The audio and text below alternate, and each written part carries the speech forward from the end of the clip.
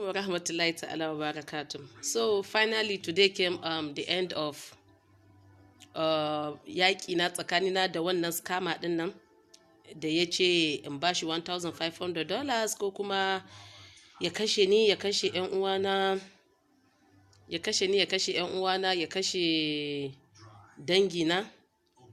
So actually after some days da muka yi wannan na zazzage shi sai ya sake aiko min da wannan information din.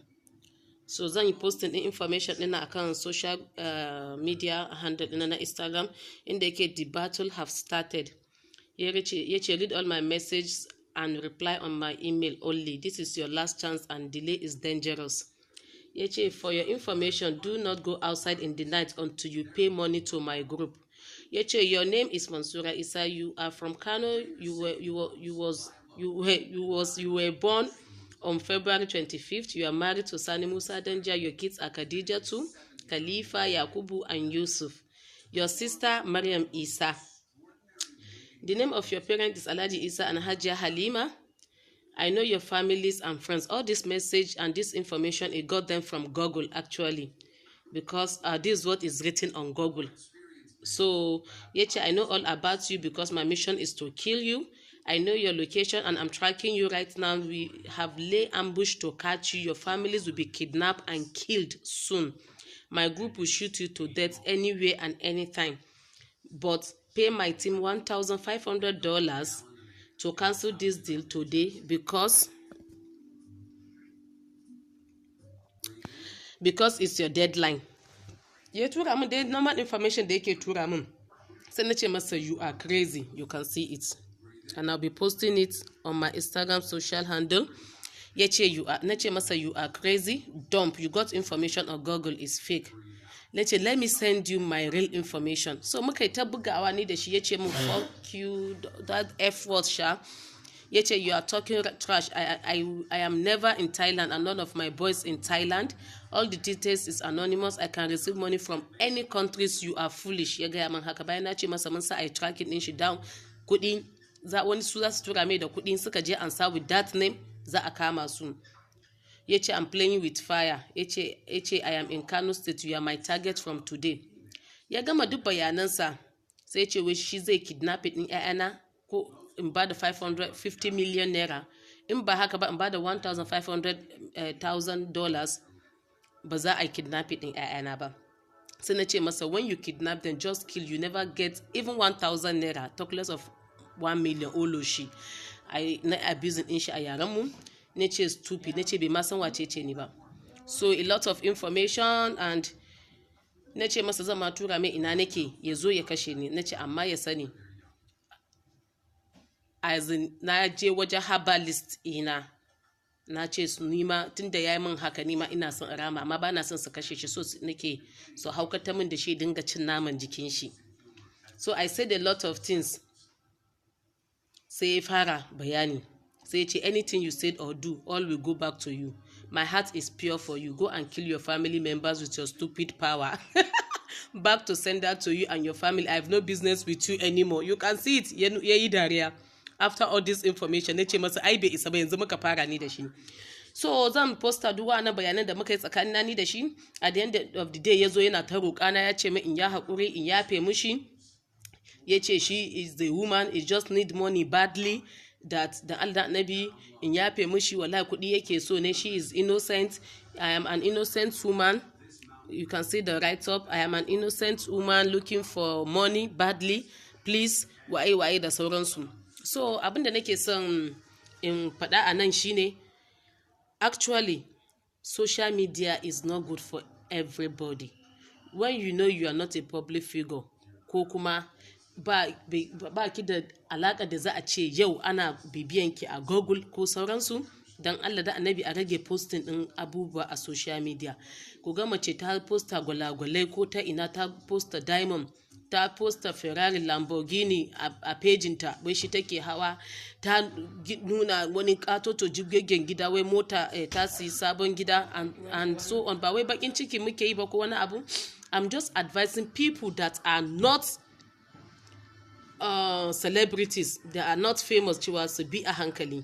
social media is not good for everybody.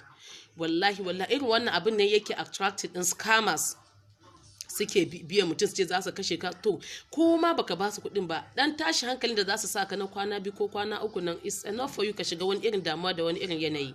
So ina roƙon mutane, especially matan, za ga mazaje mu safiya irin wannan abu, matan mu ne masu iya yi, son a sani, so a nuna cewa duk duniya ba kamar su, sun fi kowa kuɗi, sun fi kowa arziki. You should be very careful. Be careful of these scammers. Ku bi a hankali, ku bi duniya a hankali. Wallahi da ana cewa, ina yawan gani post a WhatsApp ko a Facebook, ana cewa mutane su rage postin hotunan su ko na iyalansu ko na 'ya'yansu because ka a using din shi against them, ko kuma a je a yi kidnapping din 'ya'yansu. Wallahi ban yadda ba, sai da wannan abin ya faru da ni. So just imagine that a ce da I'm not famous, ya je Google ya ga duk wani information nawa, zan ji tsoro, zan dinga tunanin a ina ya samu information din. Amma da ke na san yana Google, kullum ina gani. Za ku ga cewa mutane in suna son su dauki information about me, zan ce ban da lokaci, just go Google and pick anything da ka samu a Google. So Allah ya taimaka cewa abubuwan da ya samu a Google din the same thing yadda aka rubuta shi a Google shi ya lissafo min. So I'm not scared at all, actually, because I know cewa ya samu information in a Google, because bai samu real information about me ba. Even we as a celebrities, akwai abubuwan da muke boyewa wanda ba gaskiya muke faɗi ba, just for us to save. Say that is our code.